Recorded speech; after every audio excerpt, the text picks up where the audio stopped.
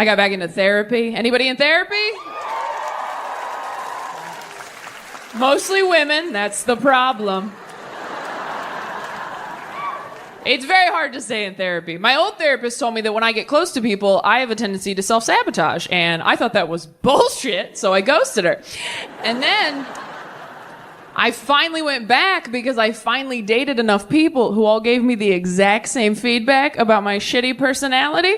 You know that romantic quota you hit where you're like, uh-oh, might be me. Oh, the reviews are in and they are unanimous. That's a bummer. So after a really bad breakup a few years ago, I finally took a long, hard look at myself and said, okay, Taylor, 5 out of 5 dudes all think that in fights, you behave like a raccoon trapped in a trash bag. So maybe it's time to get some Klonopin or a rabies shot. I am fully medicated now. Anybody else? Antidepressants? Medication? Yeah.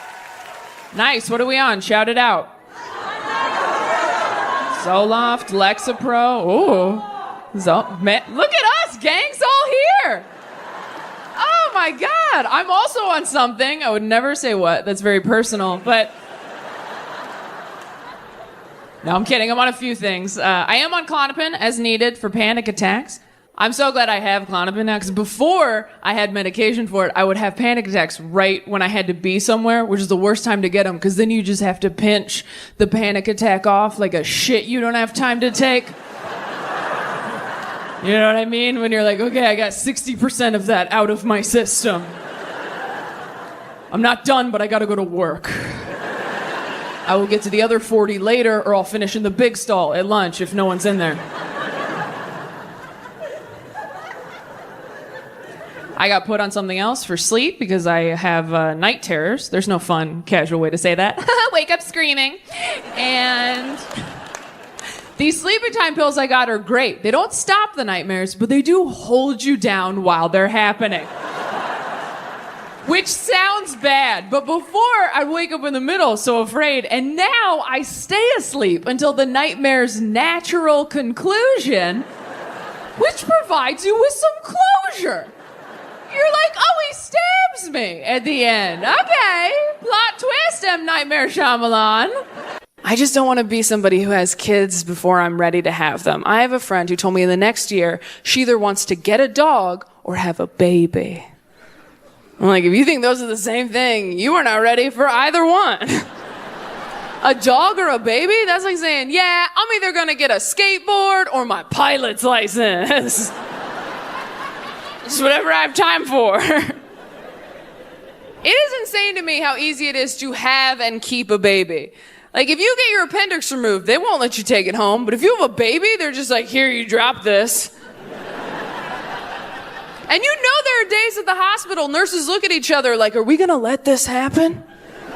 They both have neck tattoos. One says fuck, one says babies. Either way they stand, it's bad news. Really? This is fine. This is fine with you. What were you gonna name her? Big Red after your truck. Yeah, we gotta do something. If you want to adopt a kid, you have to jump through so many hoops, but if you just have one, they're like, that's yours forever. No questions asked? That's insane. There's no exit interview on the way out of the hospital to make sure you're okay. Just like, hey, before we hand you a baby forever, can you put this metal bowl in the microwave for me?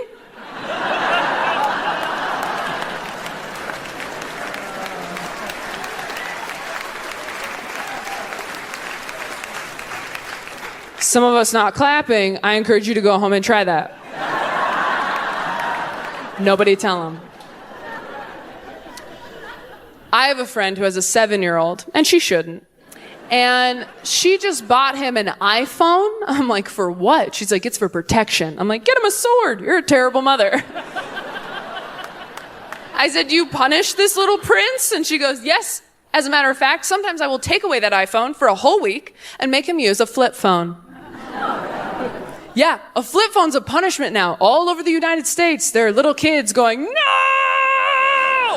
Oh, I can play. It's Snake! That is not a punishment. Do you want to hear a real punishment? When I was a kid, I wasn't allowed to walk to school in the morning with my friends because my dad said I'd get abducted. But then anytime I forgot to do a chore, he would make me walk home from school alone, as if to say, you don't want to do your dishes? Well, we don't care if you disappear this week. That's a punishment. That's why I'm up here.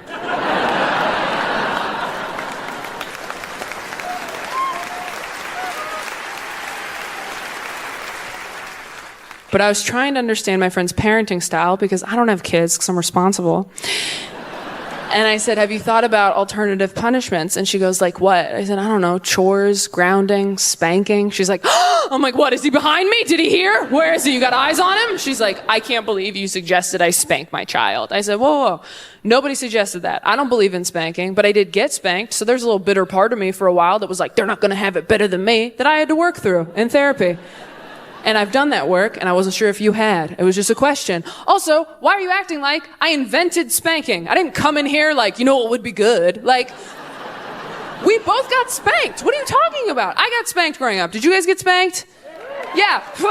Do you feel fine? I feel fine. Do you feel fine? I feel fine. Do you feel fine? I feel fine. Do you feel fine? I feel fine. If we keep saying it, will we be fine? Maybe.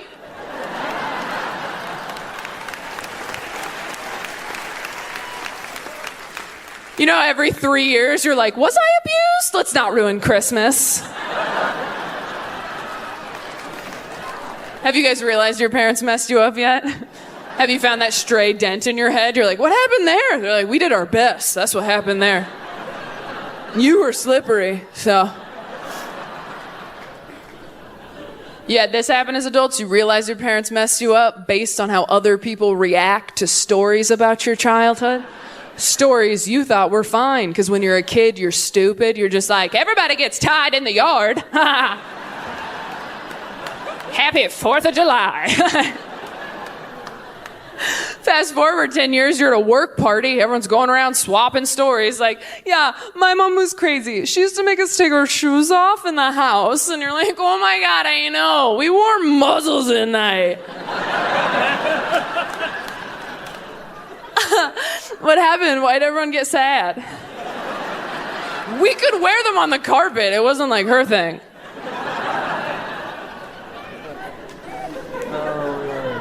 But my friend was very offended, and I felt terrible. And I said, I'm very sorry. And she said, you know what, Taylor? I'm never going to spank my kid. Our parents shouldn't have spanked us either. Spanking is the same as hitting. And I was like, okay, back up. There was a huge difference between what my parents did and hitting. Location, location, location. They never spanked me in the face. There's stuff in my face. People can see that, all right? There was nothing in my butt except justice for my parents. I got spanked so much growing up, I thought that's what your butt was for. I thought God made the first kid and was like, I better add some fat somewhere in case this starts mouthing off at Olive Garden.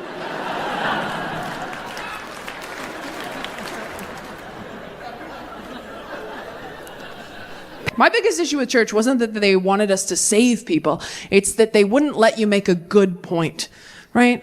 Anytime you were growing up in church, you were like, well, you have to admit, it was pretty messed up when God did this in the Bible. They'd be like, well, that was the Old Testament, you know? That was before God stopped drinking. Like, that was a different guy.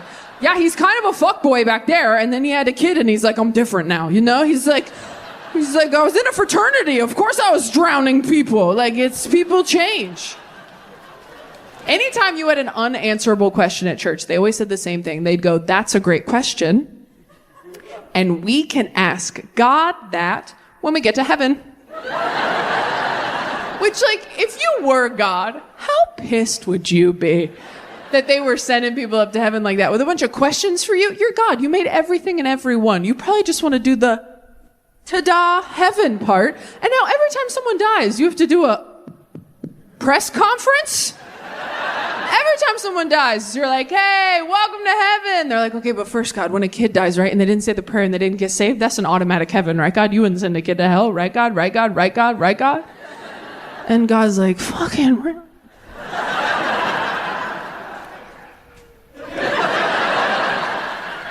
Seriously, dude, you're in heaven, bitch. Do you go to Disneyland? Like, hope all the workers get benefits. Like, shut up. You are a killjoy. Yes, the kids are in heaven. We muted the kids so we could all enjoy heaven, but yes. That's a dark one. I know, that's a dark one. I have a dark sense of humor, partially because I grew up in church. Church is a dark place. Every Sunday, you go to a big room where the underlying message is, won't it be great when we all get to be dead with Daddy? That's church. Can't wait to be dead with Dada. That's church. But I can't blame church entirely. The craziest thing that happened is my mom died of cancer. See? You almost forgot. And then my dad got remarried, and then our stepmom got cancer. She's fine, don't worry. I wouldn't do that to you twice. That's God talking to my dad. And as soon as our stepmom got it, me and my siblings were like, holy shit. Is Dad giving people cancer? We thought he was a carcinogen. We were like, don't microwave anything for him. I think that's how he's doing it. If he had taken down a second one, we would have put a warning on his Christian Mingle account. Like bare minimum. Just like, hey, chemicals in here have been known to cause cancer. Ride at your own risk. I feel like some people don't believe me that she's alive. She's completely fine, you guys. She's happy, healthy, great lady. We actually call my stepmom Mom because when my dad married her, nobody was using it. So we were like, yeah, be Mom. Who cares? Oh, I'm sorry. If your principal quit and you got a new principal, they wouldn't be like, this is Lisa. Like, let her be principal. There's an opening. Also, we were so young when it happened and my dad got remarried so fast. I think he was kind of hoping he could just like Indiana Jones switch him out before anybody noticed. You know when you're a kid and your hamster dies and your parents don't want to explain death to you, so they just buy you a new one that looks the same and they're like, no, that's Connie. She just bites now. That's kind of what he did. But with moms. But I never used to talk about any of that. I never used to talk about my mom dying because I didn't want to make people uncomfortable. And also, like most of us with childhood trauma, should be pretty much everyone in here. If you're sitting here tonight going, I don't think I have any, I had great parents, I had a good childhood, and this comedy show, it's not that fun for me. Good.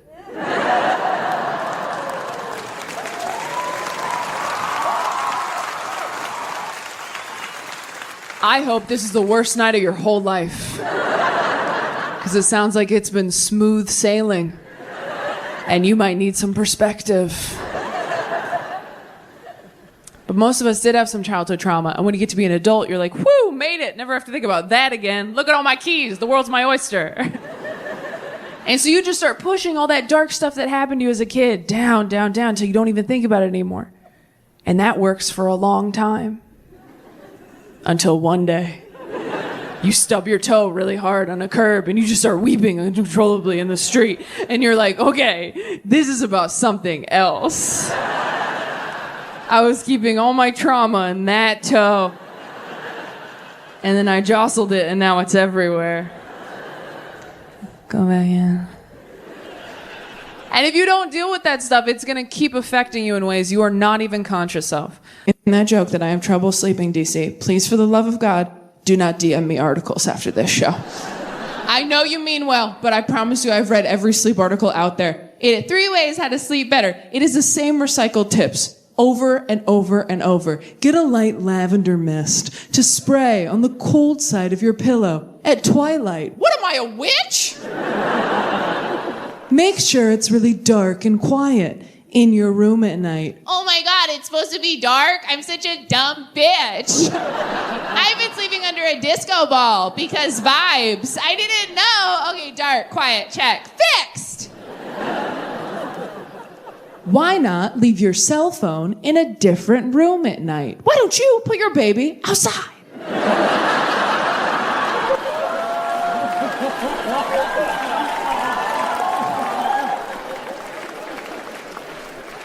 This is not to say that I'm against sleep advice. I'm just jaded, you know? I think I feel the way about sleep tips the way a lot of men feel about porn, where I'm like, no, I've seen all the basic stuff.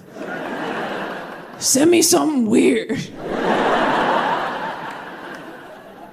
Now I'm going to ask this question, and let me preface this by saying it's totally okay if nobody has an answer. I ask every audience every night, it's nothing weird. If you think that you have a weird sleep tip that I've never heard of. I've read every article. I've listened to every podcast. I've seen a lot of TikToks. I ask this question to every audience every night of this tour. If you think you have a weird sleep tip that I have never, ever heard of, I would love for you to raise your hand and tell me what that is. That being said, if anybody raises their hand and goes, have you tried the Calm meditation app? I will have you removed. It's okay if no one has one. Does anyone have a weird sleep tip? Oh, we got a confident one right here. What have you got? Masturbate? Bitch, please. You think I haven't tried masturbating? I don't go to sleep, I come to sleep. Next. All right. What else we got? Thanks for playing. All right, what have we got? There's 2 things. Oh. And I do them in order. Okay. I have to do a handstand against the wall? Okay, yoga. No. This sounds like I need to be hotter for this. I can't. All right. I just want to hear the end. So you do a handstand against the wall. Yeah. Just for a couple seconds. Okay. Yeah, just easy breezy, beautiful cover girl. This is how hot people talk. They're like, just do a handstand for 10 seconds. This is no big deal. You're like, some of us are top heavy. All right. Anyway, sorry. Go ahead. And then you sleep upside down. Okay, I haven't heard the handstand part, but I have heard sleep upside down because it changes the bed. Yeah. It confuses your body. Yeah, confuse yourself to sleep. Okay, that's one. I've half heard that one. Okay, so, we'll half give it to you. Anybody else think they have a weird one? Like, really weird? It's okay if nobody does. I'm just curious. Okay, who said woo? All right, do it. What do you got? Listen to him talk. Listen to who? Listen to the guy you're with talk? Are you trying to get left? Or are you trying to offload your partner right now? Like, this one's available if he just talks and talks and talks. You fall asleep eventually. This bit right here. Wow, okay. That was fun. We all stepped in a divorce. Wasn't that a good time? That's the first time that's happened when I asked that question. Every night of the tour, never gotten one of those. I can take this boring piece of shit home.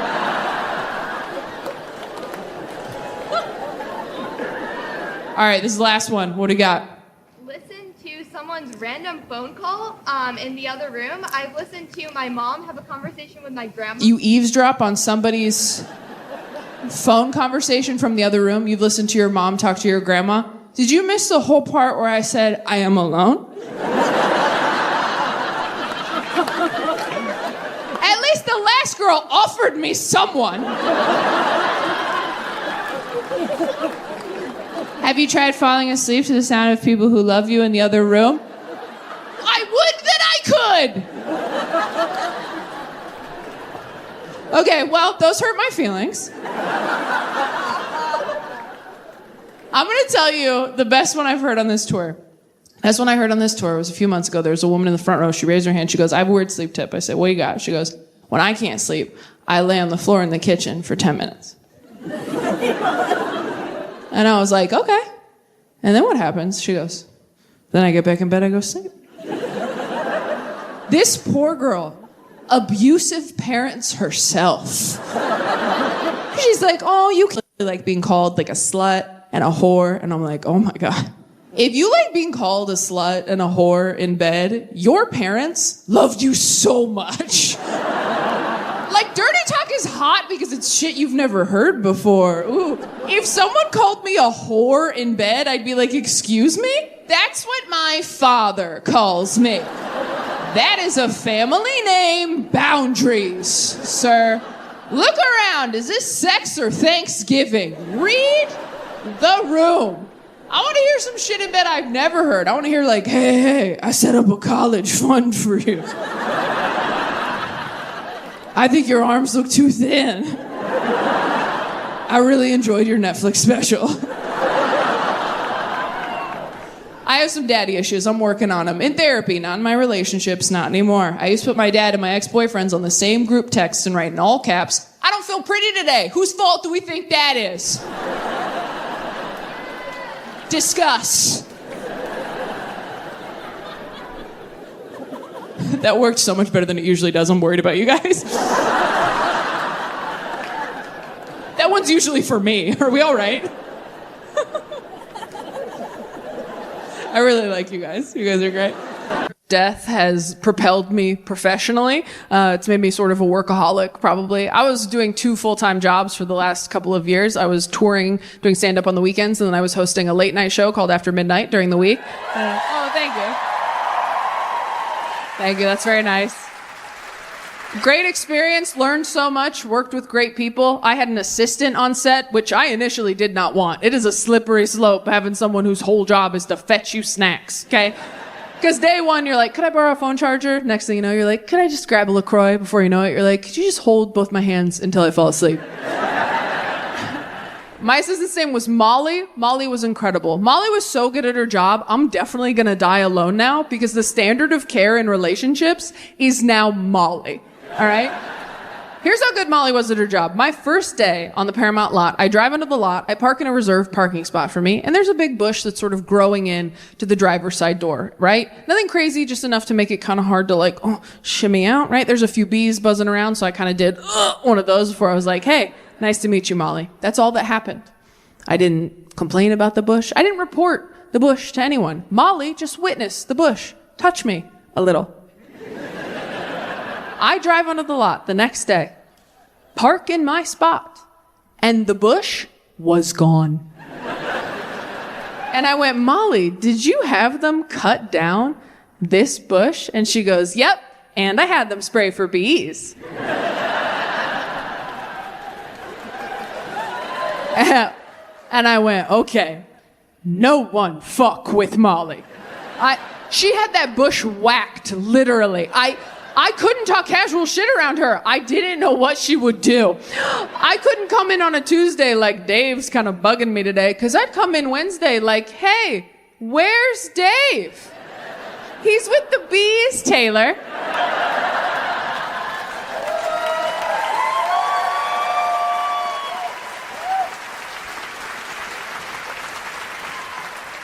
You flinched in his presence, so I took care of it. It's my first time I'd ever had a corporate. And does anyone think they have a weird sleep tip? Super weird. Oh, wow, we got a confident hand right here. These are not good, you guys. Thank you for playing. All right, what is the last one?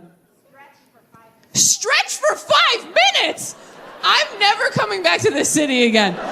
Therapy gets a lot better when you're single, too, because you have time to dig into things like that. When you're in a relationship, you waste half of every therapy session going over all the shit your partner won't go to therapy for.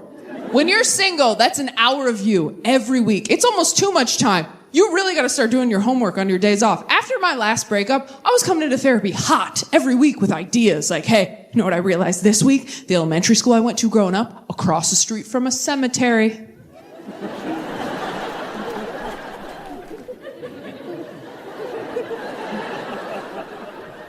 And she's like, okay. And I'm like, I don't know, but that really seems like something, doesn't it? I bring the ingredients, you bake the cake. I'm not a doctor. I went down deep inside me, found something scary, brought it back up to you. I was so brave. Where's my treat?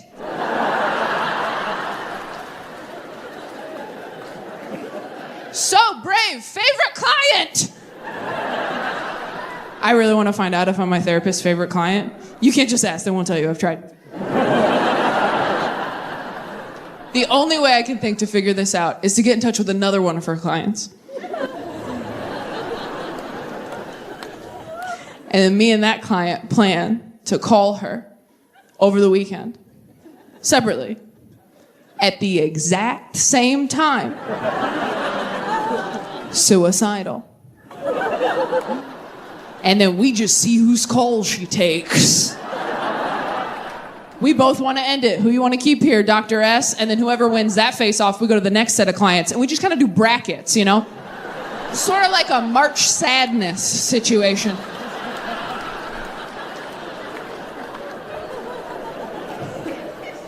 I had a parent die really young, so my siblings and I all have really dark senses of humor, right? Like I was talking to my younger sibling, Bryn, recently, because you know how you and your siblings all remember different parts of your childhood? So sometimes you get together and you're like, all right, here's what I remember. What have you got? Okay, let's put this all out on the table and figure out what the fuck happened to us back there. So we were having a puzzle day at home.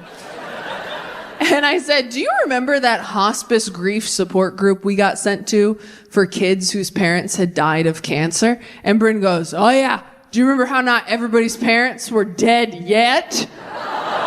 Yes, some of them still had active... I'm just saying, feels like they could have put us in different rooms, right? Maybe do a shirts and skins situation. But no, they were like, Christmas present, Christmas future. Discuss. Something's coming around the mountain. You know what it is. That's not what I remembered about the group. What I remembered about the group is there was one kid in there whose parent hadn't died. His uncle had died.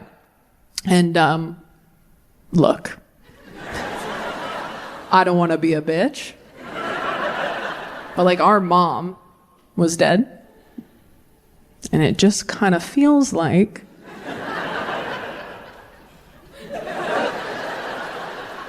paper covers uncle. You know what I mean? Like... I'm just saying, like, this kid had parents. He wasn't Spider-Man. Like, some losses affect who you are for the rest of your life, and some are your uncle. Like, what are we... I do think when you have... Cool Christians love to let you know they're cool. They do. They love to, like, swear in front of you. Right? They're like, look, I understand why you have doubts. I get it. I watch the news. Shit is fucked up. Then they look at you like they did a trick on a skateboard.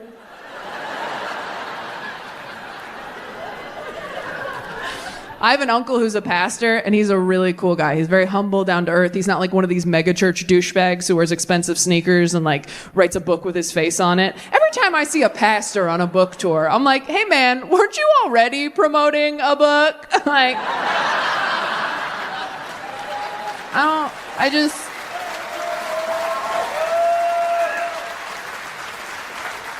how many bestsellers do you need, Joel? My uncle's really cool. He's the only person in my life who understands what I do with the guy she's dating. I was like, really? She goes, yeah, would you ever have a threesome? I was like, oh my God, no. I don't even want to hang out with two other people. I've never been in the middle seat on a flight fighting for an armrest, like, wish we were all naked. That would be cool.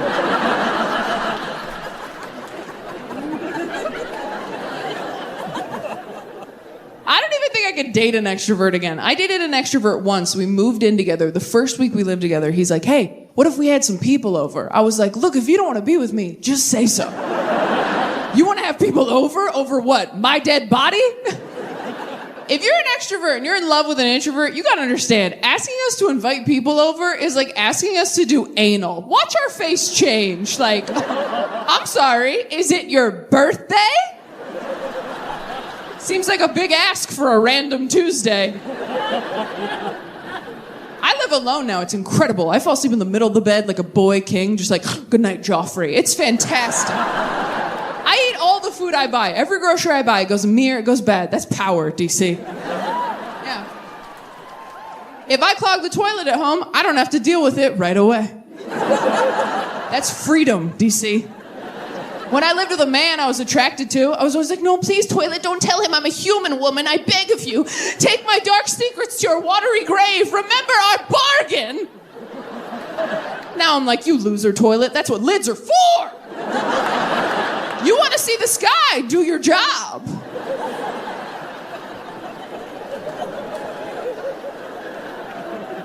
I was so afraid of being single all throughout my 20s. I was terrified. I actually did get into a new relationship pretty quickly after I called off my engagement. I wasn't trying to. I really wasn't. A lot of my friends were like, you should stay single for a while. You should maybe get a cat. And I was like, hard pass. I have never left an interaction with a cat feeling better about who I was. Every cat reacts to people the way I react to seeing girls I went to middle school with in a Target. Just like... oh, no! Like, that's every cat. I don't want to come home to that energy.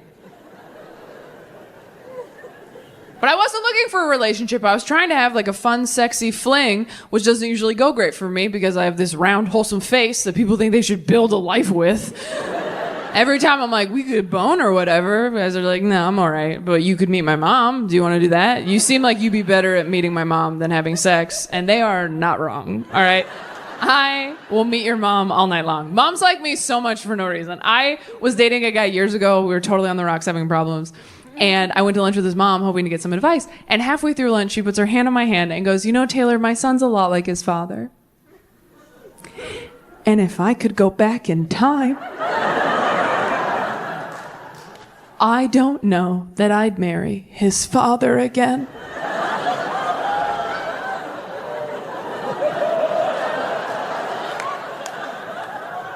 And I was like, are you saving my life in this Panera Bread right now?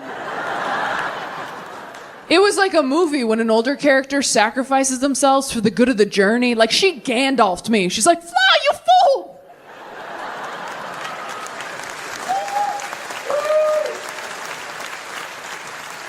She was a bad mom and a bad wife, but such a good friend. Oh my God. Hoes before sons, am I right? I think about her every day. And my boyfriend wasn't looking for a relationship either when we met. Straight dudes usually aren't, Women are surprised when they find a guy who can make them come, and straight dudes are surprised when they find a girl who can make them feel genuine feelings in their heart. Like, women are like, he got me off 3 times, and guys are like, I just fucking like her, dude. Like...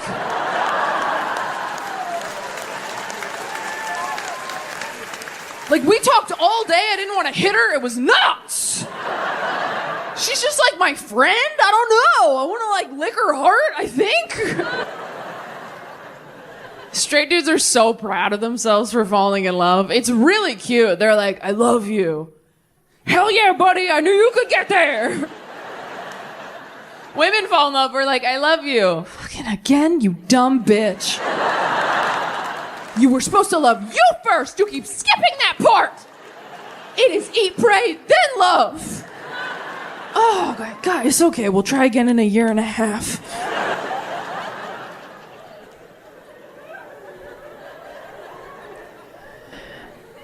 My boyfriend is 7 years older than me because I need to get back at my dad for some stuff. Older guys are just better. They're just better. You never have to ask them to buy Pepto-Bismol. They just have it in the house. They pull it out after dinner like a nightcap. Like, you want some pink juice, baby girl? You're like, yes, they would. Cheers. Older guys don't call you things like cute or hot. They call you things like stunning, gorgeous. Shit with syllables. Things that would take a 20-something guy a little while to sound out. And older guys aren't cute or hot either. They're handsome, distinguished, like old pictures of your grandpa you shouldn't look at too long.